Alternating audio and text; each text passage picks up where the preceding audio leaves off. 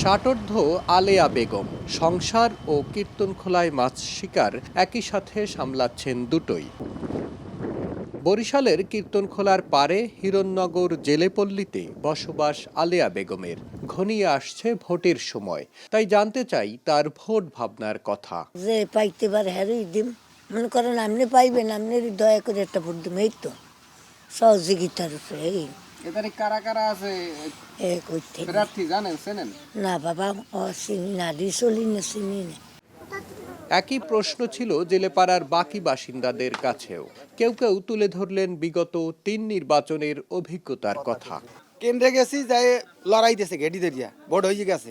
ইনশাল্লাহ এবার তো আশা তো করি যে পারবো, কিন্তু আগে তো আমরা কেন্দ্রে গেলে ভোট দেওয়া গেছে, আমরা ভোট দিতে পারিনি। এই সরকার দ্বারা আমাকে আবেদন যে জালিলেরা ঠিক মতো জানি তদবির টাকা পয়সা চাউল যে ঠিক মতো জানি আরে পাই।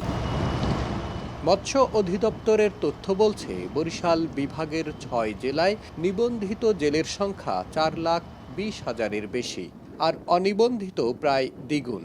নিষেধাজ্ঞাকালে সরকারি সহায়তা নিশ্চিতের দাবি জেলেদের।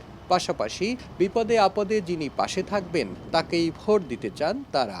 আমার বয়স ৭০ বছর, তো অনেক দল দেখছি, ভালো ধ্যানে লাগবে হেনে দিম। যেন গরিব আছে জালিয়া এমনি দিন মজুরি যারা আছে একজন জানি যে সরকার আইজান এই ডিস্ট্রিক্টের আয়। সুষ্ঠু ও শান্তিপূর্ণ পরিবেশে ভোট আয়োজনের প্রস্তুতি নিচ্ছেন নির্বাচনী কর্মকর্তারা। যেন তারা বিবেককে বিক্রি না করে, কারো দ্বারা প্রভাবিত না হয় এবং টাকা দ্বারা বিক্রি না হয়। এই জন্য তাদেরকে সচেতনার জন্য বাংলাদেশ নির্বাচন কমিশনের পক্ষ থেকে সর্বাত্মক সেই এলাকায় প্রচারণা সহ তাদেরকে উদ্বুদ্ধকরণ ভোটার ক্ষেত্রে, তা ভোট দেওয়ার ক্ষেত্রে সেগুলো কার্যক্রম ইলেকশন কমিশন করিয়ে থাকে। বরিশাল বিভাগের ৬ জেলায় মোট ভোটার ৭৮,২৫,০০০-এর বেশি।